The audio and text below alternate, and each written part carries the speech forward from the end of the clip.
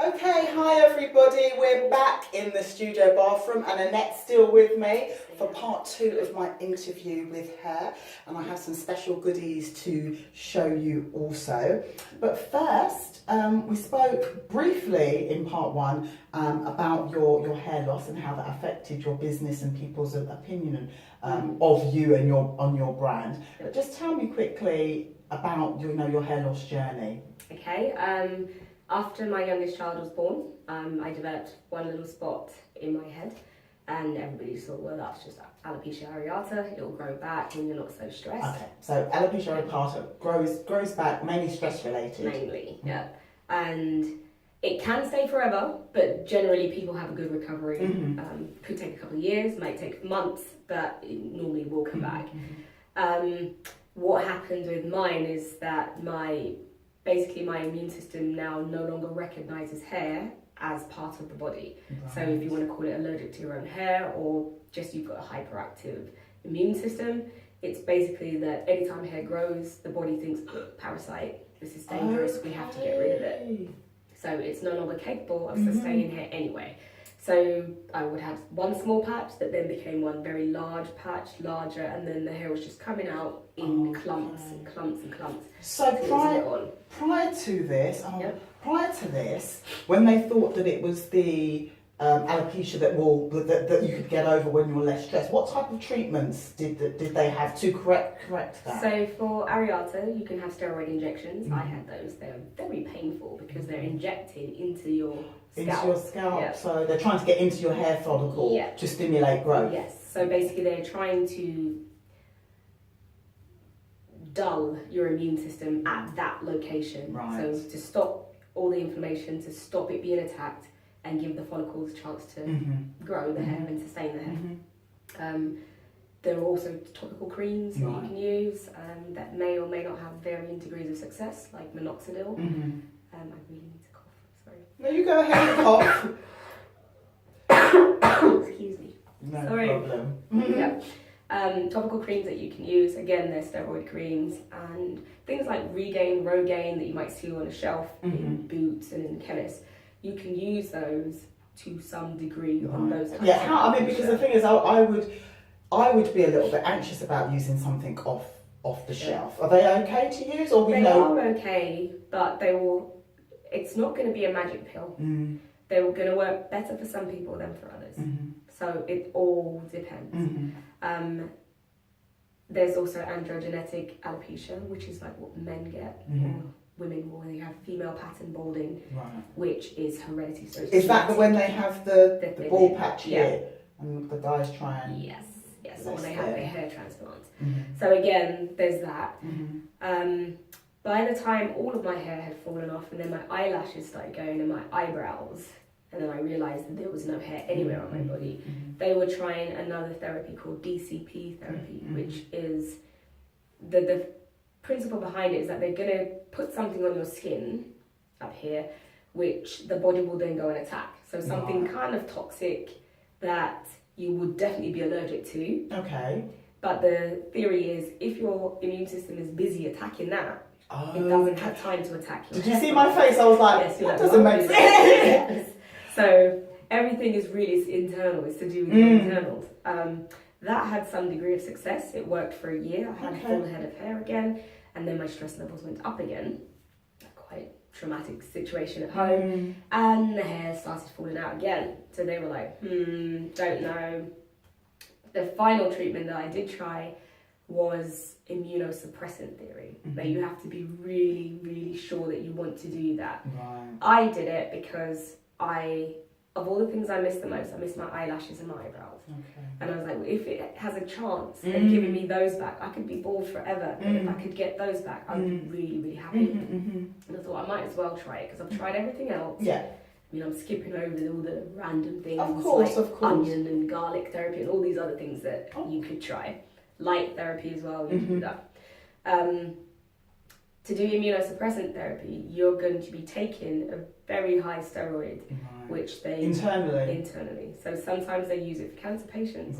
Sometimes they use it for rheumatoid arthritis. So it's very strong. And it's serious. So you have to go for weekly blood tests you have to be continually monitored.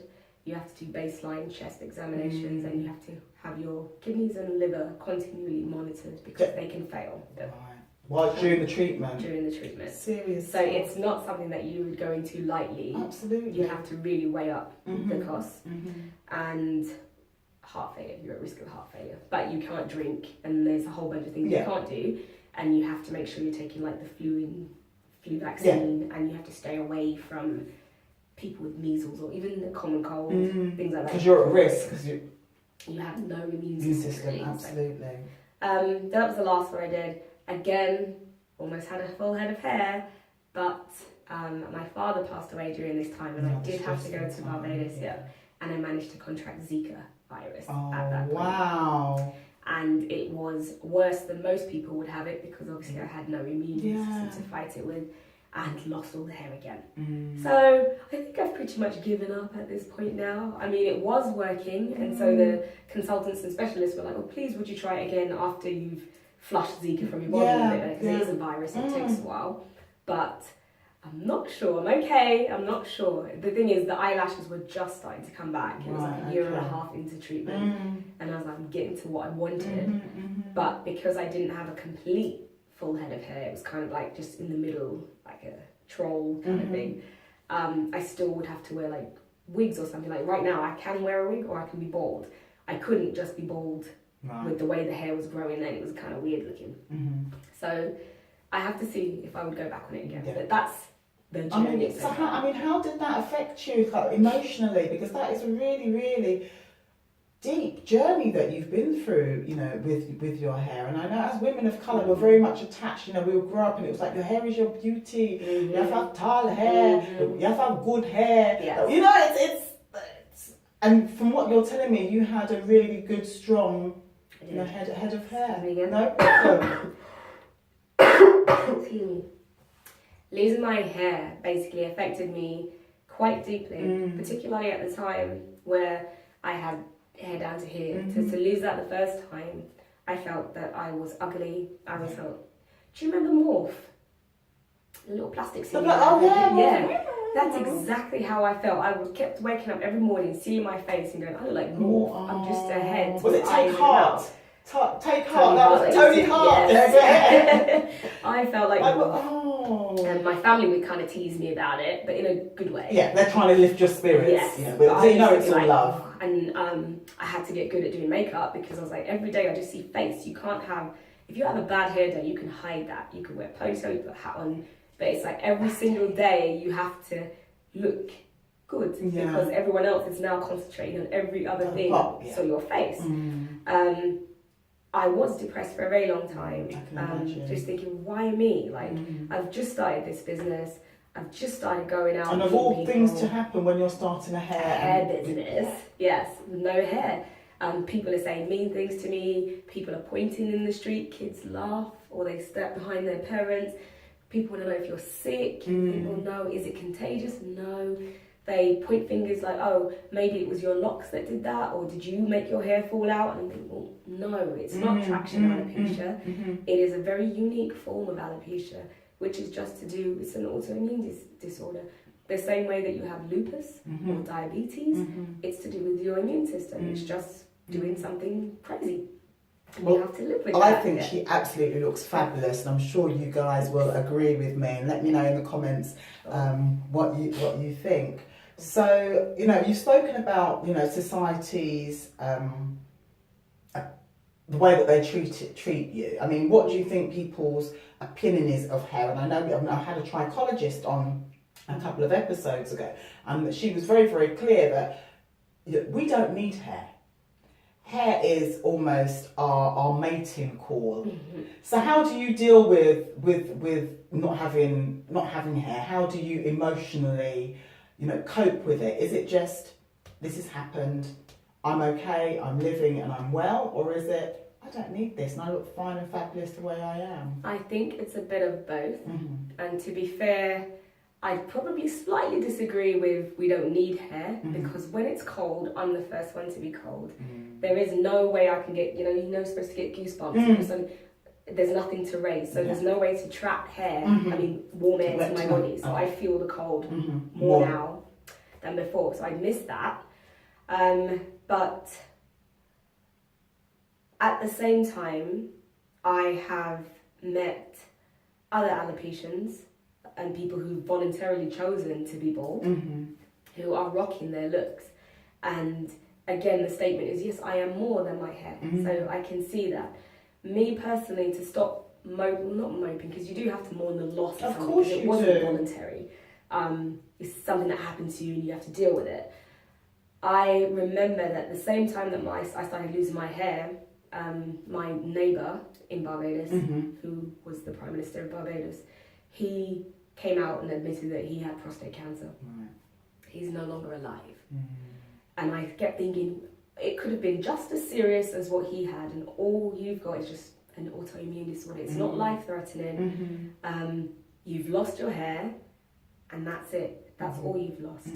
So be grateful. So it's about adopting and cultivating an attitude of gratefulness. Absolutely. And when people say things now like, well, how can you sell hair products when you have no hair? And if your hair products are so great, why is your hair not growing back? And things like that. I realise that they're speaking from a place of ignorance. Absolutely. So I'm not going to stoop and say something silly to them, but I basically just say, you know, my products speak for themselves.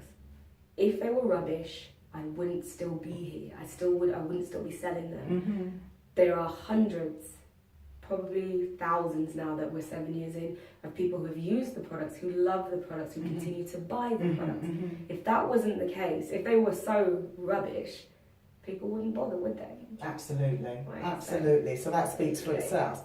Now, I've got a little surprise for you guys. Annette has bought me a little package here, and she's going to talk me through some of their products. In part one, you may have noticed, if you haven't watched it, go back and watch it now. Annette said one of her business challenges was marketing. So I said, hey, well, I'm sorry, we've got to do this. We've got to support small businesses in every way that we can. So Annette's brought me this little package along, and I'm just going to ask her to talk through some of the products that she has. So where do we start? Do we start here? Yep. Okay.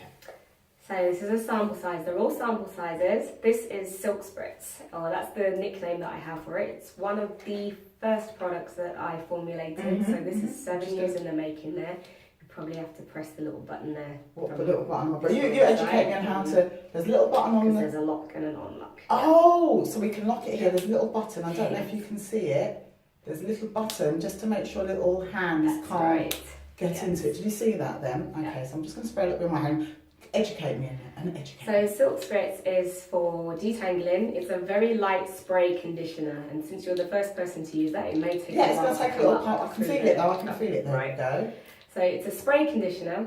It's a leave-in conditioner as well. You can use it to detangle your hair if you want to do that. It feels great on my hand. That's what the kids and customers like. So they're just like, okay, this is great. We've got Black Girls Club who absolutely love the fragrance on that, so they're like, yeah, we would just sniff our hair all day. Absolutely, I love that. Smell your hair. So, yes. So this is kind of like a liquid leave-in conditioner to leave on your hair after you've washed it. Yeah. Okay, what other goodies do we have in here? So you've got Twist and Twirl Buttercream. This is another one of the earlier products that we developed. And this is really good for twisting. So, but if you were using it as part of your LOC, or what I prefer is the LCO method, you'd apply your liquid Is first. that the same method, but you're just switching the cream? Switched around, because there's no point really putting an oil and then expecting something else to penetrate through the oil. Right. The oil is the most, or the least penetrative of the layers. So, Twist and Twirl is a creamy kind of conditioning buttercream. And basically what you would do is either put it between your fingers like that and apply it as you're twisting. As you're twisting or braiding. Or braiding. Okay. Or you could apply it to a section of hair and use it while you were detangling if you had, let's say, 3A to 4A, maybe 4B, and you wanted to do like a wash and go and you were trying to form or define your curls. Right. You could wash that through and just kind of wait for it to dry. My favourite is to use it for twisting and so on. But it is a good product. You can get, if you had, let's say, and I really don't really like these types, the way of categorising hair, but I know that people are most familiar with them, which is why I'm using them. So if you had 4A to 4C, maybe 4 beta curls, and you were also trying to define your curls, what you could do is use twist and twirl with the next product in there. Layer those two together, and it will give you a bit more. So still put them on your fingertips as you. Yeah. Okay. Seal and Shine Buttermelt is a bit easier than the twist and twirl because you could rub that and melt it in your palms because you can. So this is the oil. Yes. Right. Okay. That would be the third part of your method. Okay. And so it looks hard. As soon as you start to warm it and rub it between your fingers or in your palms, it will start to melt. That's why it's called a buttermelt. Okay. And you'll take that and let me test her theory. Yes. Here we go. The pressure. Yes. Okay, so I've got some there. Yep. Oh wow. This way, you control how much you're putting on, so you don't end up squirting a whole bunch of oil in your hand and then thinking, oops, now I've got to put that on my face, my arms as well. You've got enough, and you can always get more. Cream in my. Yeah. I put it on my head when I'm on holiday. I put it on my legs. That's a very good multi-purpose. Absolutely, product. absolutely. That would be your 3 things. So those are our 3 bestsellers. 3 bestsellers here. Put them in a little kit to make it easy for people to get. I dropped my little kit. Oh, and you get a sweetie as well. Yeah. A little sweetie. Can you see Try it? to make it She nice loves and all easy. her customers. Like I really absolutely do. Right, Make it easy for you this. to start out, and then you can buy the bigger versions. Absolutely. So I'll put a link if you want to try this little starter kit. You can just go to alemcardo.com. That's it. Okay. So thank you so much for all that, and I'll let you guys know how I get on as well with this bundle of joy there. Okay, but before we finish, I have a few more questions for you. Just in terms of what are your tips for anyone that's going on a similar journey of hair loss? What tips? Because you've been going, 5 years now? 6, 7. So it literally was as you were starting your business. Started the business in April, and my hair was gone by December. Wow. So, yeah. Wow. Fun and games, that. Yeah. That must have been extreme and added stress because you're setting up Yes. hair. But so what tips do you have for people that are suffering from hair loss? And if they do find out that it is permanent, what tips what have you learned from the person as a emotional support or advice or whatever?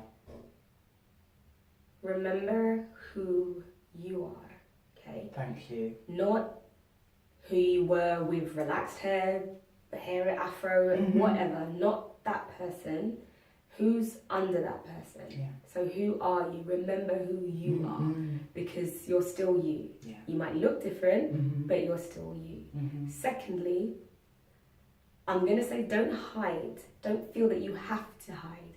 Like, people are probably looking at me and thinking, oh, I could never wear my hair bald like this. I could never do. I thought that. And it took, I think, a year of me wearing a headscarf before I actually was able to just take it off and walk outside and be like, well, this is what I look like when I'm inside my house anyway. You don't feel that you have to hide. If you're wearing a wig and you're happy wearing a wig, that's fine, but don't feel that you have to. It shouldn't be that you're wearing a wig and your partner doesn't even know that you've got a patch. Yeah. You should be, I'm not going to say happy enough, but you should be confident enough to be able to say, look, this is what's happened to me. This is what I look like under this. I'm going to wear this wig because I don't feel comfortable in the office. Or I don't like people pointing at me. That's totally fine. Or because I like wearing the wig. Or even that. Yeah. But don't feel that it's something you have to do. And then thirdly, I'm going to say, don't let anybody pressure you to take off your wig or your head wrap or anything. You will do it when you are ready. Yeah.